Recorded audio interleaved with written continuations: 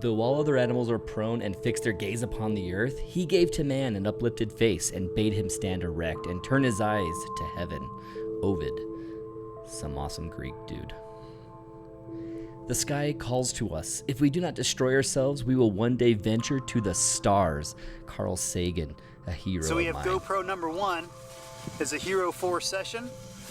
October It's in there 22nd, mounted with a 2016. tape flat mount and a little adapter to give it a little extra edge, a little neck, so it can kind of go up and aim when we want it to aim down a little bit when it's up there. So we've got that one going, and then next goes in the Hero 4 Black with an extra battery pack. This is gonna be our main camera. It's like an Apple commercial with this song. Hey, You can come in. Hey. Yeah. All right, Brandon's gonna give the countdown. 5, 4, 3, 2, 1. let go. Oh boy.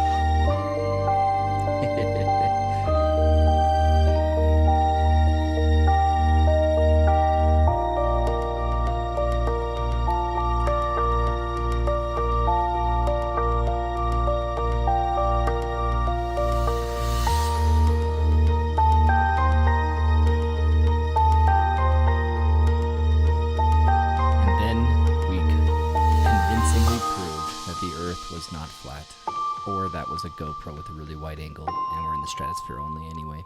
But check it out, it's so awesome.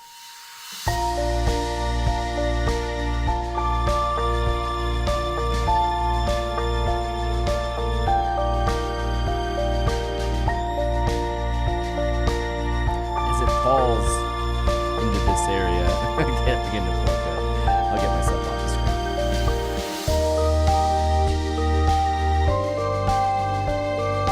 Let's pause it right. Let's turn around. Just before it talks about the complete fail that is just about to happen. This area right here, we ended up spending a lot of time. Thomas Perry says, proof the earth is flat. Exactly. I mean, you could see it's flat. There's just nothing else there. So this is a video we did a long time ago in 2016, and it's just at the beginning of the 2 years, and it was the most crazy video we've ever seen go to 1,000 views, and then all of a sudden we were at 3,000 and 4,000 views in a single day. We were able to get a blog, earthsky.org. They were able to post this, and when they posted it, man, it really hit us crazy fast that we got tons of views. Really exciting. We're going to keep coming back to this adventure all throughout this just because it's fun. But for now, let's start talking Milky Way. It's Milky Way Wednesday. Welcome back. I have actually got a confession. Hey, Lonnie. Hello. Hey, Thomas. I am here, and I had just moved everything off this desk. I was moving this desk over to that area and that desk over to that area for Gear Time Live tomorrow. Every week I have to move my Gear Time monitor over to the side of this desk. They squeeze in. We just don't have the space in here for that. And I wanted to change it around. And all of a sudden, 3 o'clock became 6:10, and I realized, oh no, I got to put everything back together so I can go live. So I had zero notification of anybody that I was doing this, even though it's the beginning of doing this every week. So apologies for no information, no announcement, no information about what we're going to talk about today. And so we're going to go through this, I'd say fast, half an hour probably today only, but let's see how it goes. I've got some friends in here that have joined us before, and awesome to see 11 of you guys. Bad. Teresa Rice says bad. Bad because of the earth is flat joke, or bad because I spent the day moving things around and forgot? Oh, no. Got to announce. She's probably condemning me and my mistakes. So let's get on to the reflector screen. And, well, okay. Let's do it this way. First, let's start off hardware, talking low-level lighting. Talk about the hardware that we have, the fails and successes that we've had. I really like showing this right here just so you guys can see what it's like. They even turn me off. You can see in this scenery There it is, Dance Hall Rock. We're setting up a light here, and the single light, oh no, there's a secondary light right there going off as well, trying to shine light on this. But that's the problem. It's an example of a fail, and I'll explain the fail later, and why and how you should consider your lighting, and yada, yada, yada, yada. So let's get started. Greetings from SoCal. Hey, Mad1804. How's it going? Hey, Kathy. Hey, Nick Page, welcome, man. What's up? So we're talking low-level lighting and hardware, and so let's just get to it and talk about the most expensive low-level lighting gear you can get. Oh, I'm showing something to a camera, and I'm not even showing me. Let's get to it. This guy is expensive. Why? Why is this so expensive? It's a high CRI LED bulb. It's a nice LED panel. It's dimmable. As you can see on the back, you can dim this. And this guy costs let's just show you. Let's just show you guys. Why not? Let's look and see the current price as it is right now. So open up Amazon and looking at, this is the Z96 LED light panel. And the Z96 high CRI 159 by F&V. This guy is worth the money or not? Here's your other option, the newer brand. And I'm going to go full screen on my picture so you can see the differences. This newer brand has a slide, and it only has one of its gels for a reason that I'll explain in my fail in that same picture. But I'll keep out that gel just because who cares? And it's not really a gel. It's just a little plexiglass that's cloudy, like bathroom private glass. It's nothing special. But this helps make it so that it's diffuse instead of just a nice, sharp, hard light. And so this right here shows roughly the same LEDs. You can't really tell much of a difference. What's the quality difference? This guy for $160 is smaller than this guy that, guess what? Guess what this price is? If you haven't bought it already, you might not guess. It's literally opposites of this one. $160 becomes newer dimmable LED light, not the ring. LED light. Let's just search that. I put kite. But here it is, $26.99. So for $27, you can get this guy. For $160, you can get this guy. So why would you consider one over the other? Good question. Let's talk about a few of them. But let me just give you a spoiler alert right now. You will have both of these and you'll do fine with these. You don't need to buy these ones. But there's some reasons why you'd consider it. First off, let's look at what on the back, how they are used. This guy has a big open panel. He's much more bulky. He is very plasticky. So is this, but it has some metal parts or at least some heft to it. I don't know if it's, not sure exactly what inside has given it heft, but it's got some quality. And on this guy, all being plastic, it has a back that I never use. I never use that back. And this thing right here is very cheap and you can damage it. So let's just start off with pros and cons of each. Pros. The gels. Oh, you know what?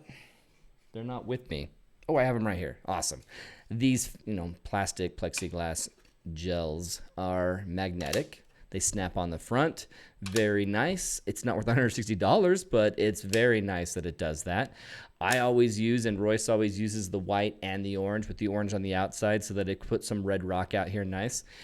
It is very awkward to put in a battery. Let's put in the smaller one.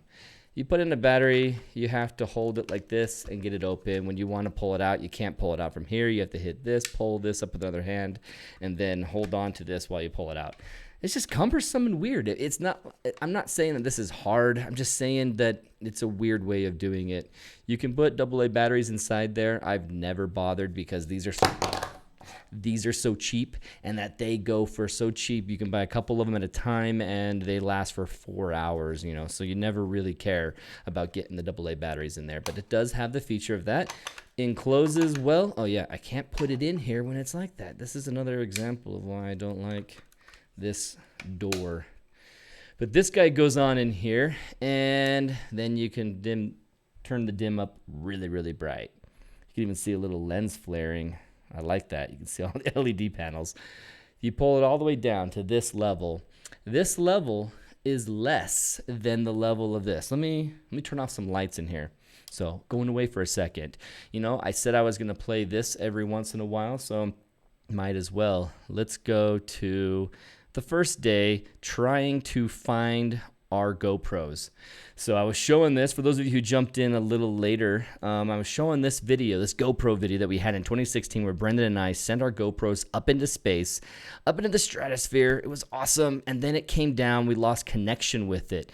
It basically got to 10,000 feet, lost GPS signal. We couldn't tell where it went from there. We knew what pace it was going, what direction it was going, and that it was going to be somewhere.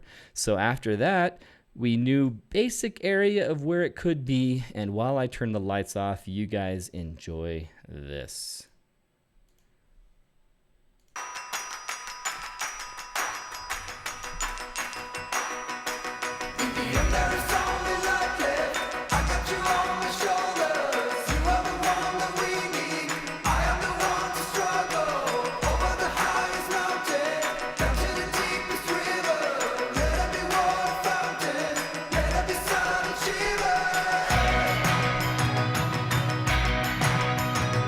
What I'm calling search day 2 is actually an issue with, okay, not an issue. It's just the next weekend. We had a weekend, we looked, we ended up getting our 2 flat tires. We were stuck out there for 3 days.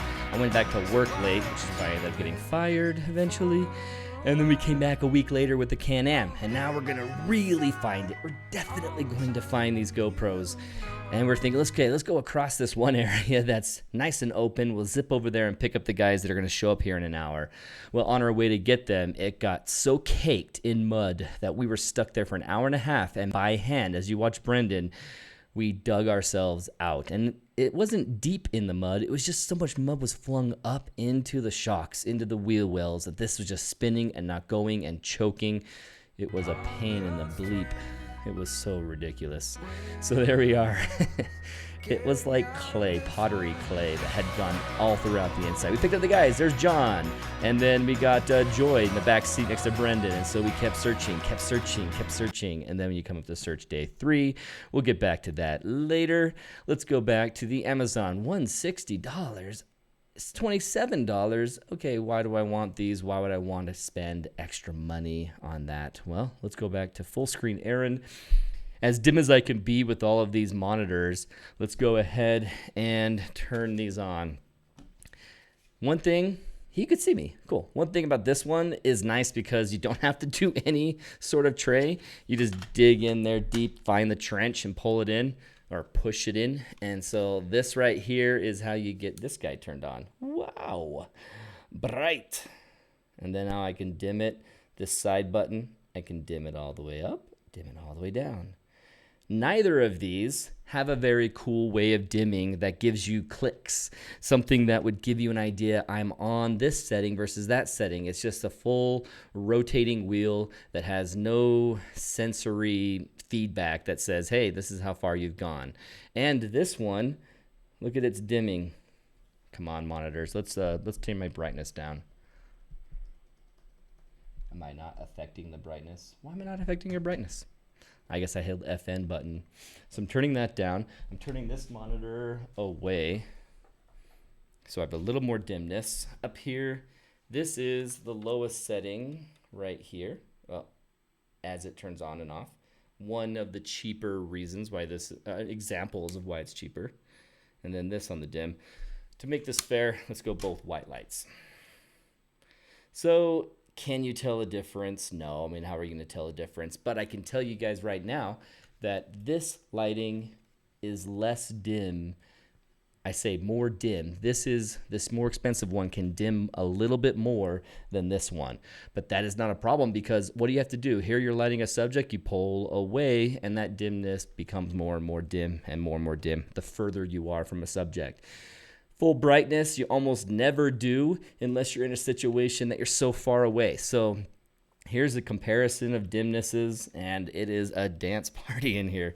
Good thing I don't know any dance moves because you guys would be seeing them right now. So let's talk about lighting technique before we come back to some of the pros and cons. And I will go back to turning off this light and or turning back my light on. You know, I actually don't mind doing this whole presentation in the dark. Might even be easier to do. Let's do it. Let's keep it in the dark. That way we don't have to worry about it. While I switch over, I want to see if any comments have come through. We have lume cubes. Lume cubes are nice. I have a Lytra, and the Lytra is crazy, crazy, crazy, crazy bright. You just can't control the lume cubes and the Lytras as low as you'd want. But there are benefits to it that I am going to show you guys. And so I am cheap, Tom says. I have the newer. I agree. When I needed another one of these, what did I do? I bought the newer because I wasn't going to have two of these $160 FNV lights. And so let's scroll down. A lot of Nick Page love, as he deserves. Nick Page, definitely. Hey, Nick, we're going to Oregon next month. I can't remember what your 2018 workshop was going to be for Oregon. If it's overlapping, hopefully we won't get in the way. But just got to say, if you enjoyed the podcast stories about that area, we're going to have some more, and hopefully we'll park in the right place for Secret Beach. This time I will park in the right place. So hey Joe, thanks for joining us. And Lonnie's still here. Josh Burdick has joined us. Hey Ivan, you are also. It kills the batteries if you leave them in even when turned off. You know, I always pop mine out, and so I've never noticed how much they would drain. But I gotta tell you guys, these big heavy-duty batteries, you hardly ever worry about it. About 2 weeks later, you might charge it again because you don't go through it that fast. And I go a lot of Milky Way, and I still don't feel like I charge it that much. So we are going to look at my iPad. Let's look at my iPad. Pull this over, flip out of the IMAX screen, and then go into the small Aaron King. Hey, I actually went to the IMAX screen. Why not? Oh, I see what I'm doing. I got to flip over here. There we go. Here's the iPad. So let's talk about some of the techniques of light painting. So let's pretend we're looking top down, and we'll give red rock, sunset arch, jaggedy arch, comes down. It's really bulky, the rock structure. Okay, this is no longer top down. This is side view. Side view. Okay, pretend like this is side view. This is sunset arch. Great. You got an idea what sunset arch looks like? Now let's represent it with a rectangle. And then over here with the blue is Brendan and I with our cameras. Where do I put my light? What happens is you want to glance the light off of the rock surface. You want to bring character out of the rock texture. What you have is, imagine this. Here's your rock. It has some gnarly crags and cracks and stuff. When you shine light right at it, and why is that not giving me any white light? Oh well. You shine light right at it. You're going to take all of these gnarly crags, and they're just going to kind of line up. You're just going to see everything all flat. But when you shine light from the side, and you're hitting this part, this part, this part, this part, casting shadow. Let's draw with other color. I don't have a real good gray in this one. Let's do this. Casting shadow with these higher parts. Casting shadow here, casting shadow here. Because you're going to have all these really cool shadow dark areas, you're going to get something neat. Imagine if we had done sunset arch without that. Let me do a new Finder window, show you guys Brendan's picture again because I just love it. It's a really, really, really good shot. Oh, I guess I got to go back here. Marketing, Brendan's pics, and Escalante. Here we are. Sunset arch. Let's go to this one. So pulling up that screen now, you can see as it glances across this surface of this rock, if we had the light standing right here, angling at it, all of this cool gnarly shadows and white and light areas, these highlights and shadows would not show up. They'd be flat, as you probably are well aware. And so when you're doing light painting, you're going to want to make sure you're in a position that's going to bring out the texture of this rock. It's okay that I can't see the detail here. It's okay that this is in darkness and this is purely black and very black. I mean, it's probably not even anything but clipped. There's a little bit of texture inside there. So you can see what Brendan has done here and how the shot with a directly straight right in front of it looks like. And then with the light painting being on the side, how did it work? Well, what we did is we put way over here on a tripod my F&V newer light. This guy, one light was glancing light off in this area. And because it was glancing in, it was causing all that texture. And a single light does cause all the bushes in between to cast shadows. Sometimes that can be terrible. Sometimes it can work out really well. Let me show you an example of it failing. Now, do I have any pictures of it? You know what? That's a bummer because I don't think I do have any pictures of it to show, but I'll give you guys a basic idea. Here's Hartley Milson says, I have a Gen-Array and it works quite nicely. Awesome. Does it dim and how does the cost go? Does it have high CRI LED bulbs? Because if we can get a high CRI LED bulb option that is not, $150, I'd be very interested. $26 in the newer were they not high CRI? I haven't explained what that even means. We'll talk about that in a bit. Josh Burdick, I bit the bullet and picked up a Luxy Viola. A Luxy Viola. I like being able to change the color, temperature, and power via Bluetooth. Oh, yeah. That's awesome. If you can change the power via Bluetooth and you put it out there and then you come back, you don't have to have that one guy out there that yell at, hey, change it over. Over what way? Over, different. Make it different. What do you mean? Okay, lesser lighter, less, you go back and forth, you argue, you fight, you're trying to figure it out. What the heck does that guy want? And then if you're the guy at the light, you're just sitting there going, oh my gosh, are you ready? Take the picture. How does it look? How did it turn out?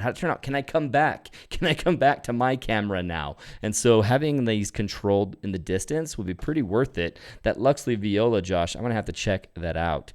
So why do you use orange and white filters, Lonnie asks? Well, this first one, the white one, is just so that this sharpness, the brightness of this light is going to come through, less as sharp, as bright, and dim it as much more as I can, because I'm always trying to go as dim as possible and keep it where I can be in a situation that's not going to overly do the light. So having it block some light is great with white. It diffuses it, and then adding another one lowers the light again, but with this orange gel pack, or I call it a gel pack just to give you guys an idea what we're talking about, but just having this orange panel, light comes through here a little more orange itself, and then casts an orange glow on the red rock, and it really complements the rock.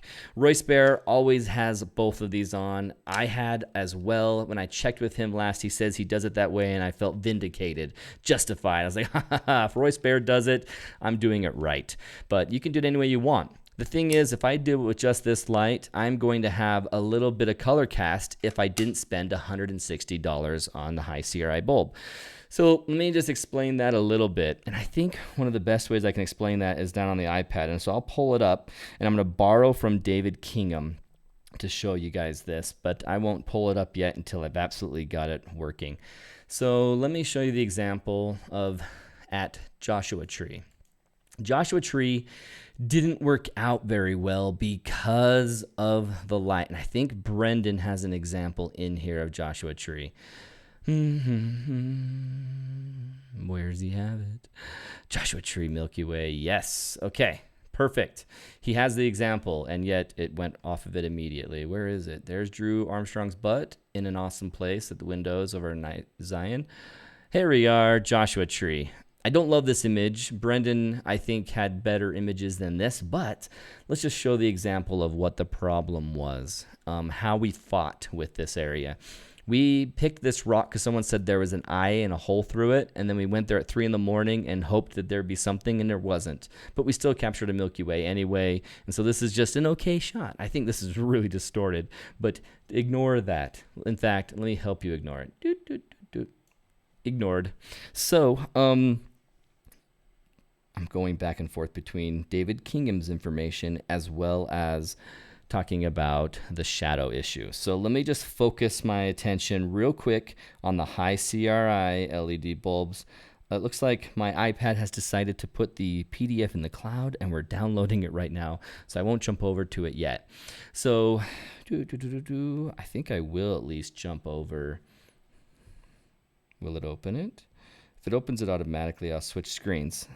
Any questions come in? Hartley Milson says, it dims to 10%, but it's a bit expensive. It's over $139. Not sure about the CRI. It probably has high CRI LEDs if it's that expensive.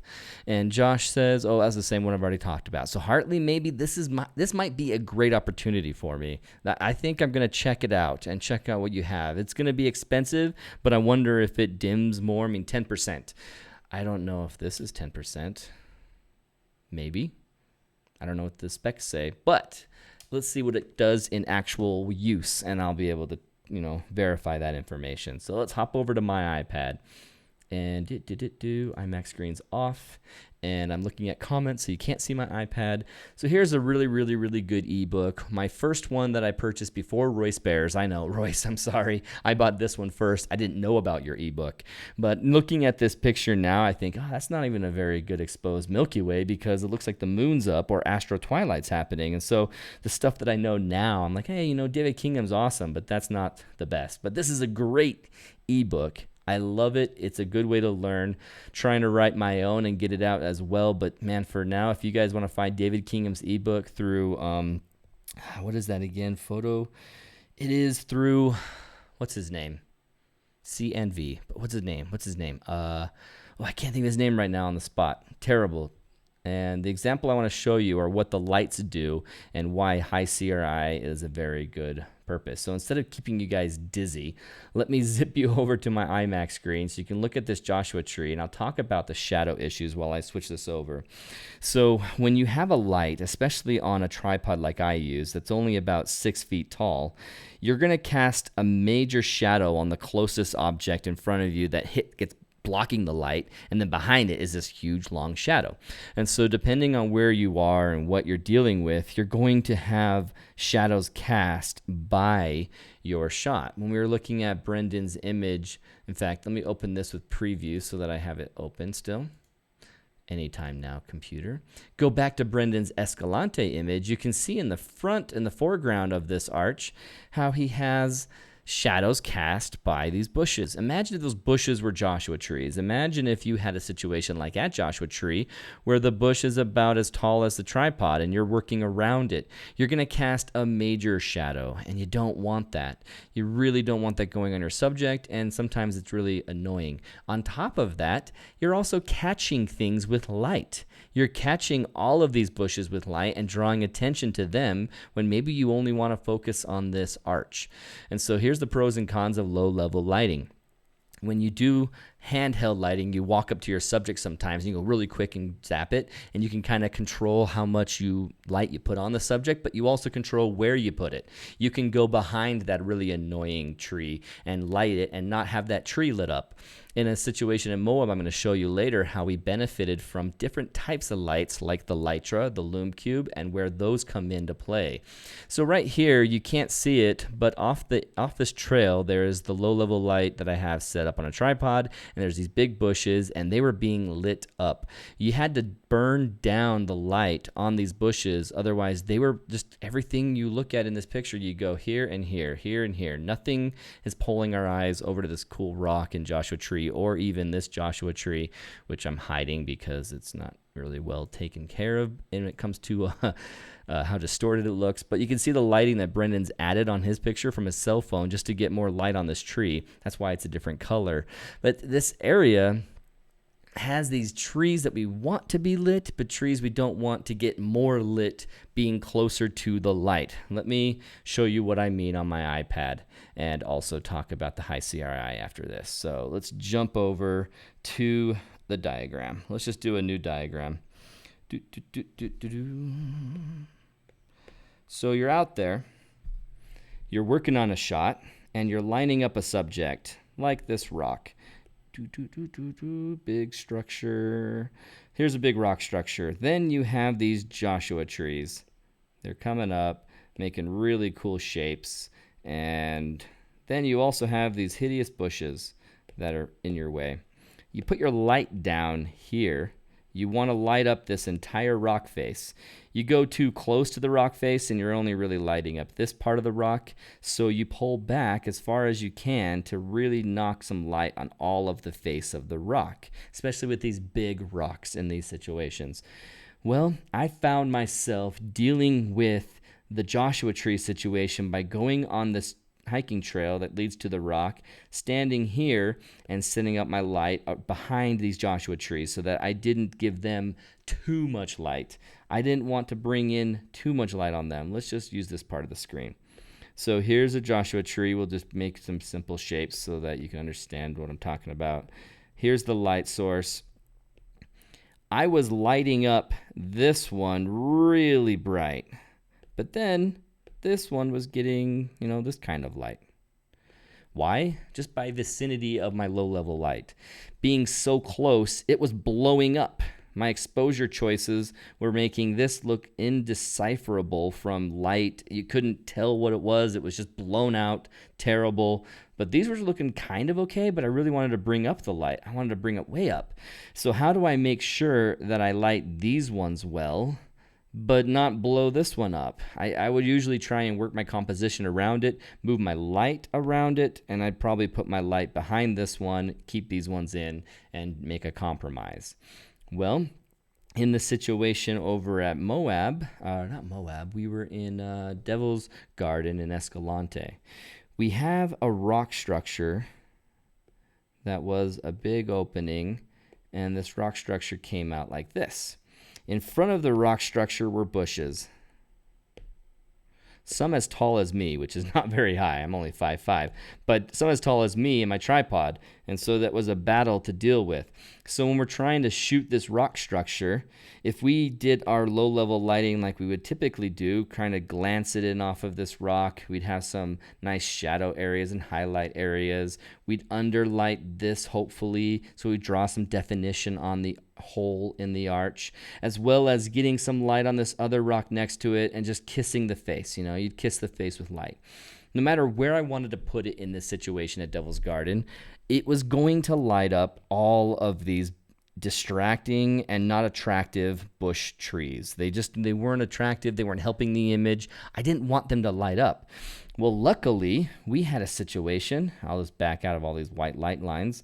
And there was Scott. Scott was there. He had a little light, and a little light that he used local lighting for the arch. And basically, it was diffused enough that it shined up on the rock structure and was able to light the arch, but not light all these bushes.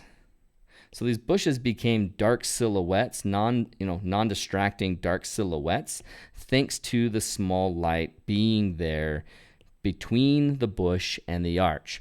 I couldn't possibly put either the newer or the FMV light in that situation where it was shining on the arch and in front of these bushes. It's just too close. Doesn't work that well. No matter how dim I go, I could wrap it in socks and then maybe dim it enough, but it wouldn't be a very, very effective light. This light works really well when you're at least 20 yards from something, and that you really dim it, put it 20 yards from there, looks awesome.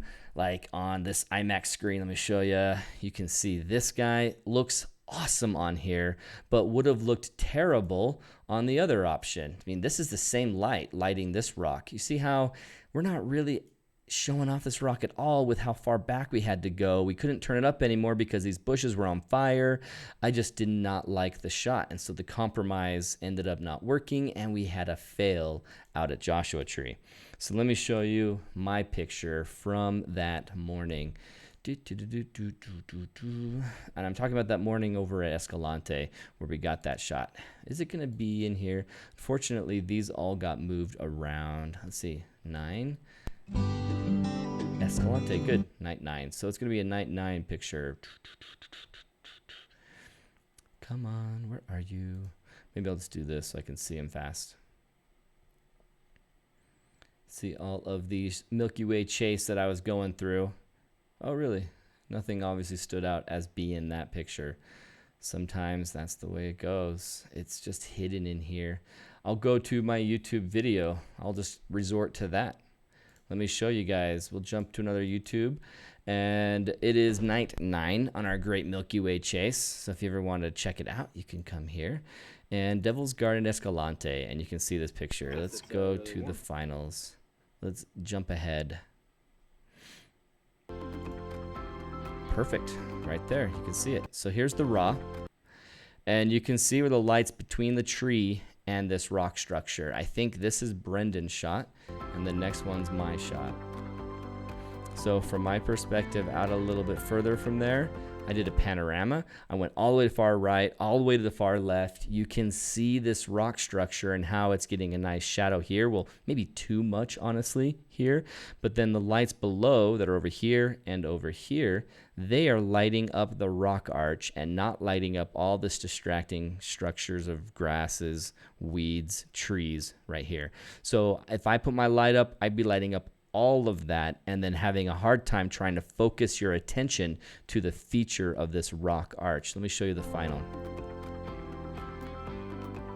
And you can see the final is just Lightroom and Photoshop final. And then I even went in and did an Instagram edit to get just a little bit more pop. But you can see the final here, how the light is maybe a little too hot. You ought to have something that's even more able to be dimmed underneath there. But then you can start to focus on the rocks and not on all of the weeds and distractingness of the branches. I mean, there's tons of them between me and there. And you would never have liked this shot without having the lights underneath that arch. Let me zip over and see if any comments have come through and any questions. Hey, Nathan St. Andre has joined us. Awesome. Thomas Perry, newer has a 36 LED light. Less light sounds good. See, maybe that could work, Tom, because if you get that newer, it's only 36 LED lights. That can probably be something that I can put at the base of something like this rock to really bring it back, really bring back from being overly lit and not lighting all the distracting elements like we have in that Joshua tree picture. So let's just summarize this and go back into the LED lights. So turn off the iMac screen, turn off your comments, go back to my iPad. So what you want to do is make sure that you are light painting from the distance. And if you have something like a distracting element, use something smaller, angle this down, cover it in socks, whatever you can to dim it so that it's between you and that structure. So you can have a fail of having distracting elements being lit, and you can have a success when you get something underneath your rock surface. We have this picture right up here on the screen,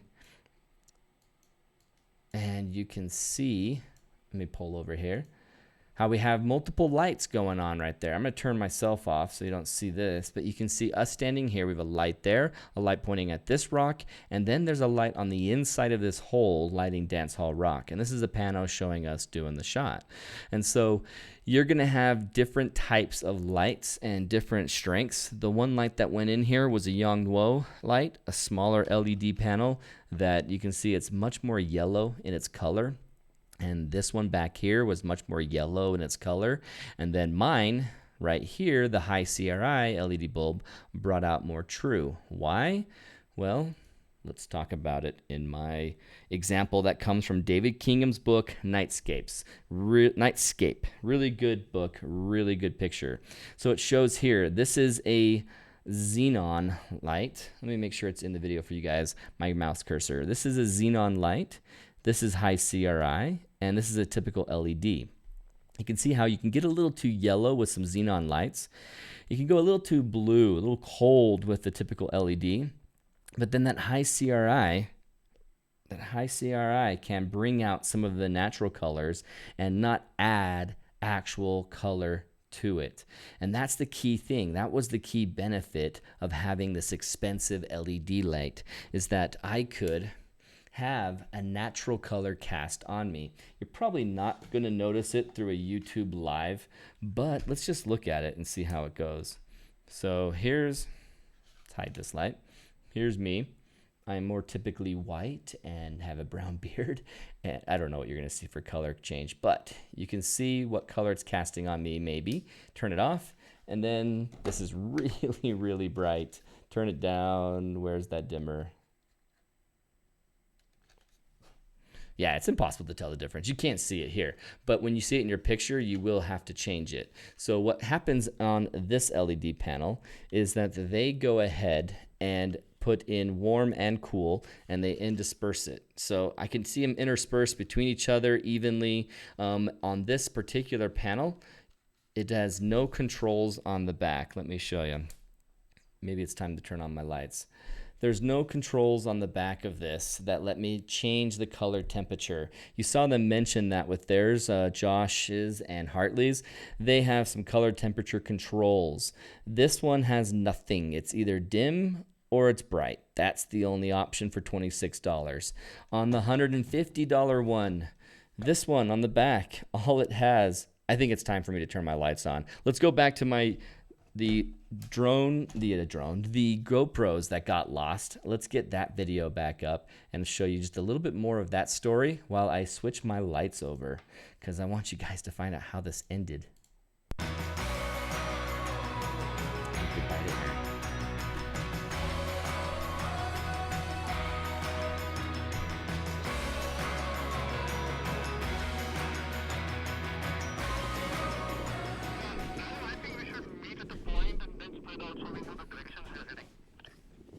We'll head straight there. Okay, stop going that direction. We're gonna spread out later. So let's go straight to the point. They may have found it. They may have found it. But now we have to run across the desert after 2 weeks. But here we go. So here we are running. We just found out that they think they saw it. We're actually there. We made it. I was so happy. Oh, third time's the charm. Spent so much money trying to find these GoPros. I could have bought new GoPros, but we didn't want to lose that card, that memory card. Oh, we did it. It's And here. to put it into perspective, what the search was like, this is what we have been trying to see. We were walking through the desert and we're trying to see what we thought was a red box with a red parachute. But in reality, it was so crumpled up, it looked just like a white anything, any bush looked like this. And then this guy would have shown up a little bit against everything. It's not very full of vegetation here, but in the other areas, it was definitely full of vegetation. And so this right here, this was black and red. And man, it did not show up as red. Look at that. There's a little bit of red in the parachute right there. A red object, and the bottom of this thing is mostly black. Oh my gosh. So I get a little more elated. I talk about it. So excited. Where did it land? So this shows us exactly the search. The very first day we lost a tire here, so we got stuck in this area, and we thought we'd just look and see if it happened to be out here. I'm recording our area with the MyTrax. And then we came in to this area up here. After that, what tire was, we were picked up actually and left our car there and went down with these guys and searched, and we hiked 13 miles that day to come out in here, look around, and then we came back. Then we knew, okay, let's get a vehicle that we can ride, and right here is the first area we could drive the Can-Am in, and the light blue color was our first attempt. All the way out here, looking at all the areas. Here's where it was last known. Here's where the refigured potential landing zone, and then these green areas were potential areas that we could find it. So based on their math of last known coordinate to where this could go, 10,000 feet up in the air last known, so it must have traveled here, or it must have traveled here. We went over and over and over these spots. I mean, we knew this coordinate might be the place where it would be. We asked locals to drive us out here. No one could do it. No one could do it. We came back with a Can-Am, right? Came out here, zipping across the big open area. Yay, it's fun. Oh, we have pottery clay gunking up everything. That's when we got stuck. We went straight to higher land, higher terrain, and worked our way back down. And then on the darker blue line, man, this is where we kept going, kept looking, trying everything. And then we said, hey, where's that last known coordinate? Where is it? Have you guys checked it again today? Because on one of our weeks, we actually went out there. We went to that spot, and they said they couldn't see anything. So we tried last-ditch effort, 3 weeks of checking. Let's just go out to the last known coordinate, guys, and we'll just fan out from there. Turns out going to the last known coordinate was where they thought it was over here, and they went to the wrong spot. And now that they went to the actual last known coordinate, ended up being just right there in that spot, right there next to the last known coordinate. Can you believe it? 10,000 feet in the air here ended up there.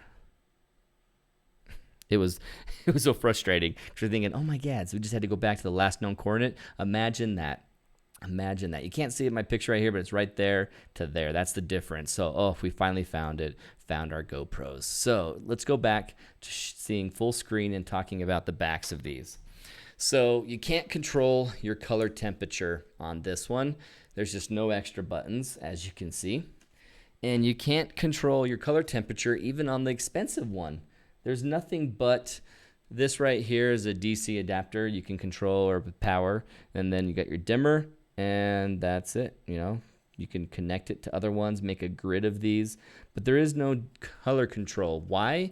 Well, this is a high CRI LED bulb anyway, and so it's going to come out with what we see on this picture, which I moved over here. You're going to see this guy is the best look. And so going for more expensive for high CRI LED bulbs will give you this benefit. Will this ruin your image? No. It won't ruin your image unless you make the mistake that we made here on this picture, where you can see this right here. Yeah, it's more orange, but that's okay. It doesn't come off as bad. This one does. This yellow on this rock is just way too yellow. I really hated the light that we used to point over there because it really changed the color compared to my high CRI. So you just want to be consistent. You're going to fail if you aren't consistent with what lights you're using. So I will never use these in tandem. I will use 2 of these before I ever use these together. And so just make sure that if you go for the newer, you get a couple of them and use them in tandem so that you keep a consistent light color instead of having to try and fix it like this image where my post-processing does some weirdness to this yellow where it didn't do it to my high CRI yellow, and it was just disappointing to see all those weird color changes. And it took some effort to try and fix it, and I don't think I really did in my actual final shot, not my panorama like this. So let's go back to the comments and also show my iPad here in a second. So off to study. Hey, good luck, Nathan. I probably missed every time. I probably missed you saying that, and now you're probably way gone. But awesome. Glad that you can join us. Good luck on your studies, man. Shane says, hi. Phil says, hey, y'all. Was just watching a Nick Page vid before getting on here.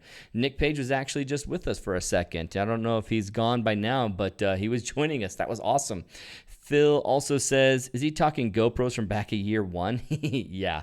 I was sharing that video as the beginning of this live feed so that I can get the last things ready and you guys watched it. And then I've been going back and forth through it, and I'm done showing it. So in between talking low-level lighting.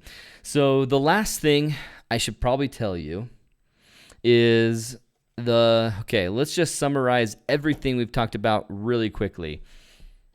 Really cheap, really expensive. The controls on the back are the same, nothing special. So this is a great option to go with. You will want your gel. I was telling you that I had a fail. This is on a big screen, a small screen still, so you can see this hole. I lost the orange of this by putting it down next to me when I was fixing the light, and it slid. It's in the bottom of that. Someone by now has probably picked it up, I'm hoping. I haven't been back since I lost it. It was on our last workshop out there, and the orange one is in the bottom of this pit, which stinks because I really wanted to pull it out there, so I just didn't litter. But I don't know if I would be able to come out of there. I didn't have a good enough rope really to pull myself out of there, so it wasn't worth it. And so lost that in there. What a bummer. That's where the orange one went. So you want to use the orange and the white, diffuse your light more, it dims it more, as well as casts a good color if you're dealing with red rock. If you don't, stick with the white and keep the white one on there, and then you can work with whatever your subject is with that. Then back to the iPad. Yeah, I saw that. Hey, Cheryl. Cheryl joined us. So let's go back to my iPad and show you guys what my last summary is of technique. And so this will be good because as I went through technique, we had a couple other comments and I had a couple other thoughts. And so it was distracting to go in my other thoughts. So when it comes to technique, this rectangle is your arch. You want to put your light off to the side of it so that you can send a glancing light off of the face. If you have the light hitting the face like this and glancing, it'll look better. It'll look awesome, a lot like that shot we were showing of Escalante, and you'll be able to take advantage of a really beautiful look like this. Having that glancing light makes a whole difference. If this was flat, it would be terrible, terrible. So you want to make sure that when you line up your light, you're lining it up in a way that takes care of the texture and character of the subject that you're capturing. Then you're going to stand not with that light and shoot this direction. You're going to want to be almost perpendicular to it so that you can capture what's happening on your subject and having that glancing light look good. If you stand where the light is, obviously that's not glancing light anymore. So where would you go? You can go anywhere from here to here. You can stand the tripod anywhere. It's fine. Anything can work. If you have subjects like in Joshua Tree, where you have elements in the area, like these bushes that are in the way, and you shine a light from here, it's going to light these bushes greater than it will actually light your subject. And so you're going to have to deal with that with dodging them down, or you're going to have to try and move your light in a position that doesn't light so many of the bushes, or you're going to make sure that you have a secondary light that's a smaller light that you can put at your subject, like I showed with my Escalante shot over at Devil's Garden. So you're going to deal with much brighter subjects here and dimmer subject here, and so you're going to have to really do something to fix it, avoid it, recompose, whatever you need to. Just a heads up on that. The secondary thing is you don't want, another thing that I haven't actually mentioned, is that you don't want to have multiple lights, in my personal preference, shining light here, shining light there, because you're canceling out and filling the shadows that you're creating. It can look good if you balance them in a way that is complementary. If the fill isn't completely washing out or blowing up your shadow and making it not interesting. Typically, I only have one light for all my subjects. For the silo, I have one light. For the arches and stuff that I've done in Escalante, have all been with one light. Dance Hall Rock, we have multiple lights because you have to go in the hole. You have to light the foreground. Crater Lake, we don't even light anything. Abandon, we have one light on the sea stacks. Goblin Valley, we have one light or two. In this situation, we have Goblin Valley with all these little goblins, and we end up putting multiple lights out with Phil Sisto. We had two, but we could have had three, and it's just trying to light the whole scene. What we ended up finding out was that if I put a light here to low level light this, I was casting shadow all the way back on these subjects. And so I don't want shadow on those subjects. I want them to be lit. So I need a light out here that's hitting them, a light here that's hitting this, and a light that's kind of back here hitting this subject. And so you do have to have more lights in certain scenarios, especially like a Goblin Valley where you have multiple goblins that you want a low level light, but you don't want to have any shadow from them cast on the other subjects if you can avoid it. The last thing in the summary was that, I don't think I mentioned anything else but those so far. So let's mention just the last thing of Royce Bair's recommendation, and I'll draw it with this color. Imagine this is the Milky Way core. This light, and here's your subject, kind of implied lighting on your subject. So it's nice to light your subject from the same side that the Milky Way core is on. In this case, we're lighting on the right where the Milky Way core is, but you can do some underlighting that comes underneath this arch and feature it better. But you've also got options of backlighting, rim lighting from that side where the Milky Way is at to look natural. Last thing I'm going to talk about are things to hold your lighting. Let's just go all the way back. This blue square is our lighting structure. I use a tripod that can go 6 feet. It's light.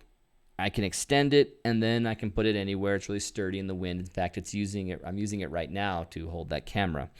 This light works really well. Phil Sisto had these long ones that Royce Bair recommends that go up to until I think it was 10, 12 feet high. And they're awesome, but their legs are down below like this, and they can get blown over, as we experienced in Goblin Valley. They did fall on us once, and you can break a battery. My light fell and hit hard right there, and you can see the break, but that's just a break to the casing. The battery itself still works just fine. And so you have multiple options to hold your light, and one thing to consider is just simply putting it on the ground next to a rock and low-level light.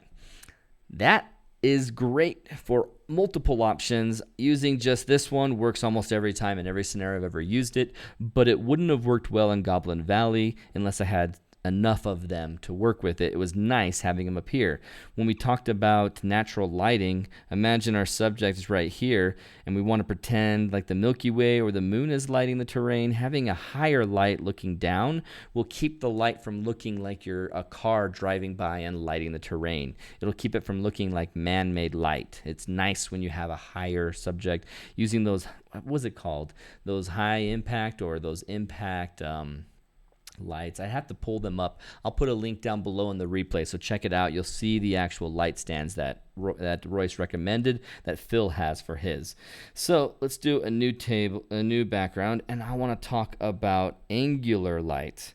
In fact, this right here is your light source, and it's shining really bright. There's fall off that can help you dim these if they're too close by doing this. And when you get that fall off now, instead of light coming off of this side, you almost get it to a 90-degree away from it, and you get the light falling off, and this is a much dimmer light coming out from right there. And so with that fall off hitting your subject, it can help. Sometimes we angle it down, but we don't often angle it down because then it's shining a really heavy light on your ground, and you don't want that blowing up the terrain leading to your subject. So I always do fall off this way, tilting it back so that the excess light's going into the air, not affecting my subject, and I'm just getting that fall off nice on my subject. And so say I have the silo. Let's do the silo with this color, and my light is over here on the tripod, and I'm over here capturing down the road. I'm getting a nice light that's hitting the front face of the silo. I'm getting it bright on this side, shadowy on the other. Well, my light from this road, because there's an actual fence right here, I can't go any further back, and I can't move my tripod any further away without pulling the angle. This light will come away, it'll end up ending here instead of ending all the way halfway through like I want. And so in order for me to get this light any dimmer, I have to take the square and angle it upward. And so then the fall off angle is hitting this, and that fall off light still lights it from here to here. But you do need to make sure that you're paying attention. I always turn my brightness to the fullest when I'm angling in fall off, because at the fullest I can still see whether or not any light is hitting the bottom part of my subject. If I can make sure that there's still light hitting there, then I can dim it to the dimness that I want and take a shot and test it to see if this worked out at that fall off level. So just go full brightness, get your light on your subject, get the fall off right, get everything angled the way you want, and then dim it down and take some shots and see how it is. You might have to move it. You might have to dim it with something else, whatever you need to do to make that light work. Okay, awesome. Talked a lot about lighting, and it's almost 8 o'clock. Let me see. Yeah, 10 feet, Phil Sisto says. Would putting the light high up in the air be another way to deal with an object that has some obstruction? Yes. If I had his light stand out in Joshua Tree, I wouldn't have had to deal with that issue of the light stand. In fact, let me go full screen so you're not sitting there staring at what the comments are coming through, and they're delayed anyway. So it would have been fantastic had I had his light stand in Joshua Tree to make it more natural, flood the area, and look cooler. Let's see. Lonnie says lume cubes with diffusers and colored filters, plus they're small. Yes, small. Bring them up close to your subject. Use the diffusers, but they do tend to be extra bright. I don't have our Lytra right in here, but they tend to be much more bright than these were. I could handle these easier than with the lume cube, with the Lytra. Lume cube, I don't own one. Haven't tested lume cube enough. And so I know that they have dimming capabilities, but that's it. Hey, Nevada X-Tube. Hey, man. Hey, Andrew. How's it going, man? I'm glad that you're on here. I haven't seen you in a while, and you're probably wondering, you haven't seen me in a while. So, yeah, 10 feet, they definitely need some weight in the wind. Yeah, having to balance those in Goblin Valley was tough. So any other questions coming through that you guys might have about low-level lighting? I mentioned the pros and cons of low-level lighting. So let me just mention that while you think about questions. Pros. These things can stay on for hours, and when you're done with your composition, do a time lapse. And now the time lapse can have a cool subject. You can see the Milky Way, expose for the Milky Way, and still be able to expose the ground, the foreground, and the sky in a single image. You don't have to go through a different exposure for the foreground and a different exposure for the sky. You don't have to do that. You can actually experience one single exposure to have the whole experience in one capture. So these are awesome. Any of these are awesome for making sure that you can keep it on constantly, have one single image, you have a great foreground and a great sky. Other pro. You go through an area like this and you turn one on and you put it on the tripod over there, your eyes are starting to adjust again. Yes, there is some light and it won't adjust like it would if it was pure black, but you're not turning light on and off, on and off, on and off, and having that light reset in your eyes where you're going to have to now adjust the darkness again. If you turn on your phone and look at your phone and look up again, it's going to be another 20, 30 minutes before your eyes will fully adjust back to the darkness. And so having a nice low-level light, go over here, set it up, and light your subject, you're going to be able to get adjusted to the night sky and you can see things much better, and you don't disrupt other people around you with the on-off, on-off, and you don't disrupt nature as much because you don't have the constant on-off, on-off. Cons of low-level lighting. You don't get to go up there and just take a flashlight, have someone stand up there and do a quick blast so you can light a subject very well without having it light up the entire terrain. Low-level lighting has a constant light source, and anything between it and your subject is getting lit up. And if you don't go high enough, you can't avoid lighting up some subjects, and so you do have to battle with that. A flashlight going out there, you can control that because you just point it wherever you want and not point it wherever you don't want. Obviously, it's better than a flashlight because you don't have to try and do that consistently and have one of your friends doing it, or have you do it and not be at your camera because you're having to do the darn light. It's nice to turn this on and leave it there and forget about it. Phil says, pro, you can share the love with other photogs who might roll up where you're shooting. I've had a woman with an accent, no idea where she came from, come down the hill in Owachomo and say, hey, don't leave yet. I want to use your light. She saw that we were lighting up the bridge and she knew this was an opportunity to get a really fantastic shot. She knew we had done all the work of tweaking it and making it just right, and she benefited. It was awesome. We had some awfully happy people walking down to... You just said the same story as I said. It's funny how it turned out to be Owachomo Bridge, too. I didn't read the whole thing. Good point, Phil. Richard says, awesome. Okay, pros and cons, fails. Where the fails are having multiple types of these and different types all in the same shot so that they have different areas of different color. You don't want to deal with that. Be consistent.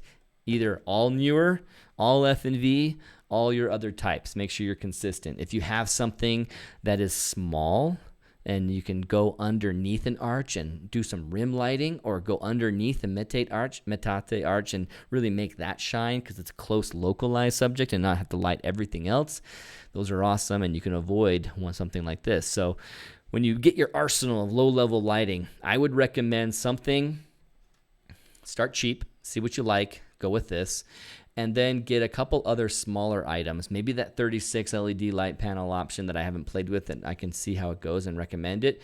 Or get something like the Lume Cube that can be a nice localized low level there and keep it going. If you go to Windows, you go to other places, you're going to want to make sure that you're lighting the underside of the arch well and the terrain right there, but not everything else. I mentioned nothing about the batteries. I should mention the batteries. These guys are these, I think they're called Sony batteries. Like they're these remakes of these Sony batteries that are used for other purposes. This is the battery pack for NP4970, for F950, F930. These guys, they're rechargeable. Yeah, right here. Rechargeable battery for Sony NP F550. These guys are longer than other batteries. I will put the information down below. I think it's already down below far enough, but I'll put it in emphasis in the description. This one right here lasts an entire night plus probably 2 other nights. This one right here lasts weeks. And so you choose what you're willing to hike with. This is very heavy, and having 2 of these is smarter than having just one on you, because one could fail for some weird reason, could be too cold, and it dies faster than you think. We had one of these working with us over at Thor's Well, and it ended up dying, and thankfully I had another one in my pocket. I was willing to bring another heavy one in my pocket to go replace it. These are fantastic because they're light, they're small, you can have 4 or 5 of them without feeling too burdened and encumbered, and they last very, very, very long, especially when you're down on your dimmest. And so these batteries, they're really inexpensive. I mean, I'm talking like $40 for a pack of 2, and these are probably $20 each, I think, or something else. I'll look it up and give you guys the right links for them. So any other questions coming through now that I have taken some time? Those newer, if you're using the orange filter, need the edges taped off to avoid the white leaking. Yes, I should mention that in the fall off. It's never ruined any of my images, but it does happen because this fall off light will leak the white color. And so you can tape it off with gaffer's tape so that the only color coming through is orange. I honestly didn't notice it or have any problem with it, and I have turned it crazy high. I have an image that I did out in Little Sahara where I had to turn it almost like this, and it was shining white light instead of orange light. But because I was shining it on tree, branch, and sand, it didn't really need the orange anyway like I enjoyed on the red rock. And so it wasn't a big negative, but you can cast white light and orange light at the same time if you're not careful, and you might want to double check to make sure it's not causing a problem. Tom says, Phil, I need to do that since I never take my orange filler off. Yeah, I never take mine off either. So gaffer's tape, boom, boom, boom, would be awesome solution. So there's no other comments or questions. I'm going to hop out of here. I'm going to complete my process of moving the studio over. Thank you guys for joining me for another photog adventure. Milky Way Wednesday. It has been awesome to hang out with you guys and talk about low-level lighting. I think I was more scatterbrained today than I will be in other future Milky Way Wednesdays, so apologies for that. I think I want to end it with a fun video. But what I'll do is I will show you guys Phil Sisto. He's on the comments. You might as well see Phil Sisto. Let's see his images and how they turned out in Goblin Valley. We've mentioned Goblin Valley a lot. We've mentioned how the images were lit this way and that way. Let's see how our images of single images compared to his star tracked images, where he's actually tracking. So 4 seconds from here. And 2 seconds, cool. I'll pause it right there. Turn off this and go full screen over to here. Let's make this big. And thank you guys so much. Thank you, Hartley, for the idea of the small one. I really appreciate that. Thanks, Kathy. Thanks, Phil. Thanks, Cheryl. Thanks, Tom. Oh, Lord. Phil. Here he is. Go follow Phil at p.sisto.images. Kenneth Snavely, very cool. Thank you. Hey, you're welcome, Kenneth. Thanks for joining me. And I'm going to end it with these pictures. See you guys. See you guys. Thanks for watching. Like and subscribe. I got to rewind it now because it's showing my dot. Like and subscribe. There's Phil next to me working. Here's a shot that I captured from here. Just single image shot. And then we're going to see Phil's amazing shot here in a sec. Oh my gosh, the air glow. Air glow's insane.